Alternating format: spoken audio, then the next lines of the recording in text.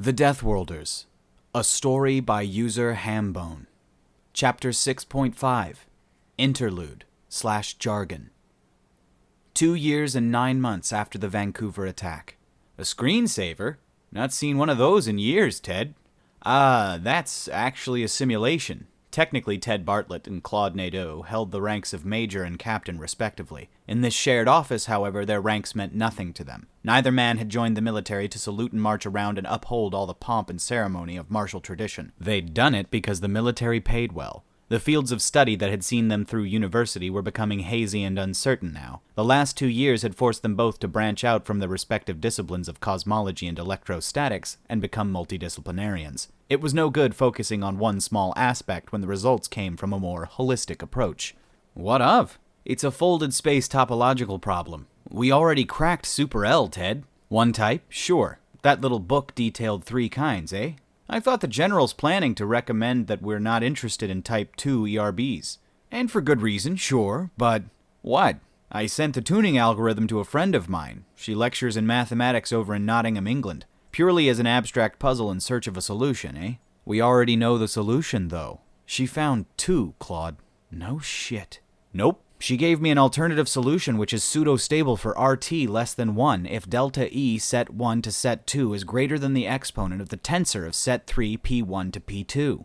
Nadeau grabbed a paper and ballpoint pen. There was yet to be a better substitute for the brainstorming physicist, and scribbled out a handful of equations. Right, he considered it, then moved a few terms around, playing with the algebra. I see it, but what's the Lebesgue? 3. That's helpful, you're sure now? Bartlett sketched out a proof to his colleague's satisfaction. The only awkward bit is that exponent, he said. I worked on it some more and got this graph. It was mostly red, though running diagonally up and right was a curved funnel of slowly widening blue. He tapped a point towards its flared end. 50 grams, he said. Yeah, at 70 kc, Nadeau said. Possible. Hence the screensaver? Hence the simulation, yes. All we need is an intersection of 2 ISD fields of those magnitudes which remains within acceptable bounds for, 6 to the minus 10s. Think there is one?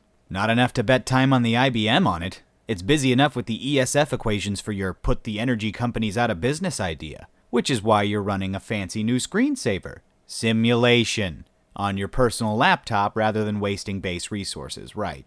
Bartlett sighed and with a push of his legs boosted his chair over to the office's perpetual coffee source. I tell you, Claude, I'm jealous of your field sometimes. ESFs are going to change the world more than ISD is. You might be wrong there, Major. Oh, come on. You've already given us the tech for cheap spaceflight, viable asteroid mining, trivially easy near-Earth object tracking and deflection, and buildings 10 times as tall as we could already build. What have I got besides one experimental spaceship that got named by our bartender? Well, Claude said, slowly and with care. Your screensaver just turned green, Bartlett sighed. For the last time, it's a Wait, what? Alright guys, that's just going to be a short little interlude for today. I may come back with something else today. I do have a lot going on, so it's not for certain that I will. Still packing up, getting ready to move, so thank you guys so much for being with me here today. I hope this was a nice little reprieve from your day-to-day. I will talk to you all again in the next one. Bye guys.